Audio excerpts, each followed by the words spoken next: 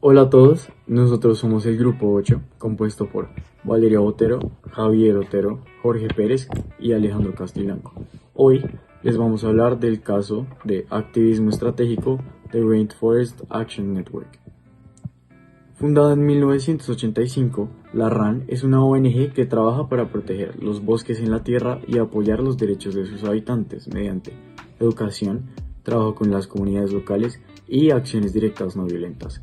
Estos cumplen su misión mediante la organización de campañas que redirigen a las empresas de la destrucción y explotación de recursos no sostenibles. Trabajan con otras ONGs, grupos estudiantiles y comunidades indígenas. Se han concentrado en detener la tala de bosques antiguos, la protección de ecosistemas frágiles y reducir las amenazas en los bosques por el medio ambiente y el cambio climático. Michael Brun, director ejecutivo, se dio cuenta junto a la Junta que, por sus recursos limitados, debían realizar ciertos cambios si querían expandirse y tener mayor reconocimiento global para poder abarcar todas sus campañas de manera correcta. Al principio, buscaron detener proyectos específicos que consideraban destructivos. Sin embargo, de esta manera solo lograban clausurar proyectos, pero no operaciones generales destructivas para el medio ambiente. Estaban perdiendo la mayor batalla y definitivamente la guerra. Por este motivo decidieron buscar la manera de cambiar las políticas de las empresas para tener un impacto mayor adicional a esto de su bajo presupuesto. Consideraron que las empresas más vulnerables a sus campañas serían aquellas con grandes marcas y establecidas, enfocándose en las pólizas de las empresas e industrias y no en sus proyectos. Las dos principales campañas eran Old Growth Campaign y Beyond Oil. Estas organizaciones privadas sin ánimo de lucro realizaban sus actividades de investigación, distribución de información, entrenamiento, servicio comunitario, abogacía legal y desobediencia civil. Ante las demás ONG similares a RAN, esta era mucho más pequeña ante Greenpeace, The Sierra Club y The Nature Conservancy, que recaudaban entre 85, 668 y 165 millones de dólares anualmente, mientras que RAN, The Rainforest Action Network, solo 2,3 millones de dólares. Además, la RAN contaba con 10.000 miembros, mientras que las demás contaban con 700.000, 1 millón y 2,8 millones. La RAN se denominó a sí misma como una organización responsablemente radical, ya que esta no era anticapitalista y buscaba poder reunirse con gerentes de empresas para formar acuerdos y al mismo tiempo realizaba actos de protesta. No es el caso de organizaciones como Earth First o Earth Liberation Front, que en 5 años ocasionaron 100 actos de protestas violentas que ocasionaron daños valorados en 37 millones de dólares, que terminaron en el seguimiento del FBI y múltiples arrestos. A diferencia de algunas organizaciones similares, RAN se concentró en trabajar junto con las empresas y no atacarlas para poder cumplir con sus demandas de una manera económicamente viable para las empresas. De esto, la RAN fue en ocasiones acusada de anticapitalismo. Fue ahí cuando se dieron cuenta que podían lograr un cambio por medio de las empresas y no por medio del gobierno, ya que cuando las grandes empresas modificaran sus prácticas, estas ejercerían presión y cambiarían las regulaciones para igualar las condiciones de juego de las industrias. En cuanto a sus campañas y compromiso, al momento de realizar sus campañas, la RAN buscaba empresas grandes con imágenes claras para tener un impacto significativo en sus industrias. El primer acercamiento era una carta con ciertas demandas y señalamientos sobre prácticas destructivas en las operaciones de la empresa. Luego colocaban pancartas que ejercieran presión, realizaban días de acción organizados junto a otras ONGs, grupos de estudiantes y además pagaban por publicidad en medios como el New York Times para llamar la atención.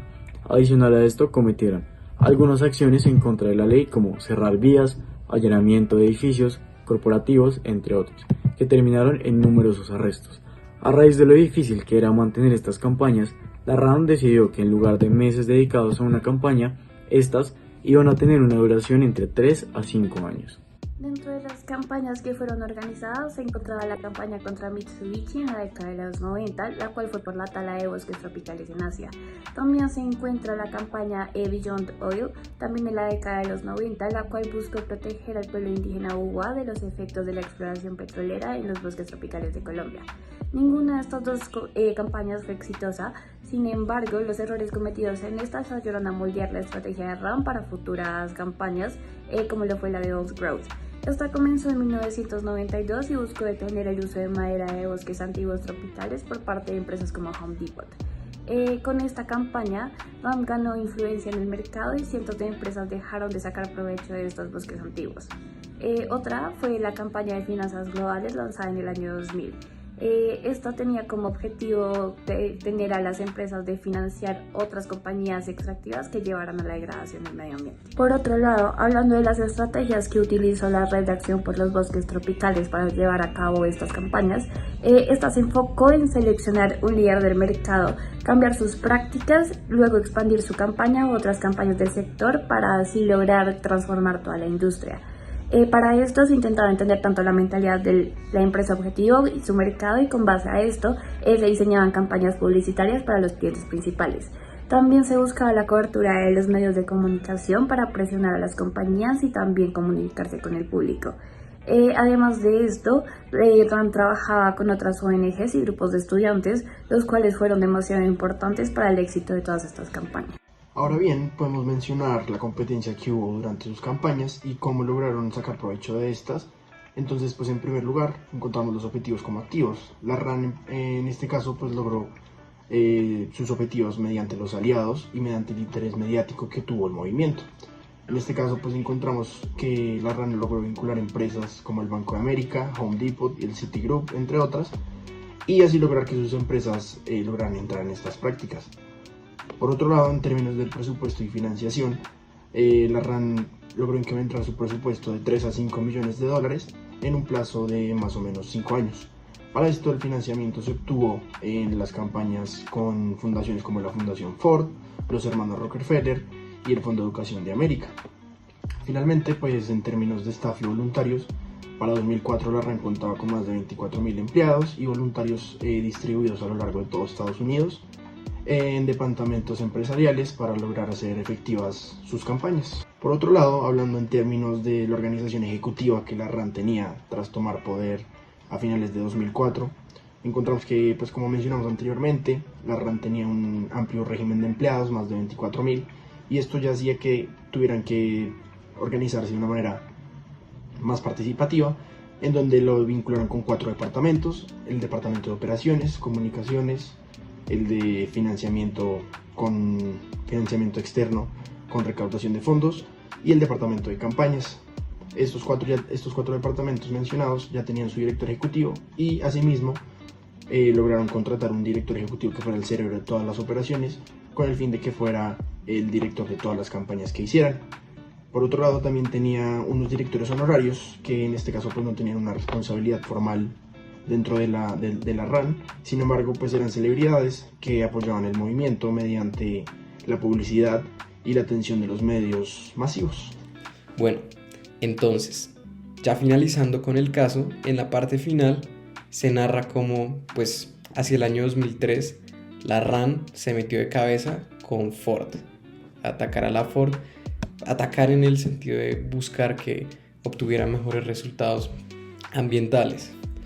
En el año 2003, Ford cambió de CEO y pusieron a Bill Ford, que se consideraba un ambientalista y estaba dispuesto a hacer una transición en la empresa hacia mayor sostenibilidad, teniendo en cuenta que Ford era la empresa productora de carros con peor autonomía en su desempeño.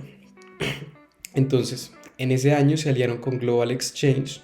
RAN se alió con Global Exchange para tener una mejor planeación y demandas más estructuradas hacia lo que requerían de Ford, y le presentaron realmente retos complicados, principalmente en el tema financiero, en el tema de costos, debido a que la sostenibilidad pues no iba a ser barata.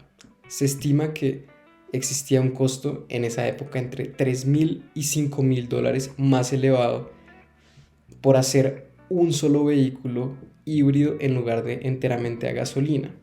Y pues en esa época además se habla de que Ford estaba pasando por una crisis financiera complicada, entonces en ese sentido pues los intereses de la ONG estaban bastante contradictorios con la realidad financiera de Ford.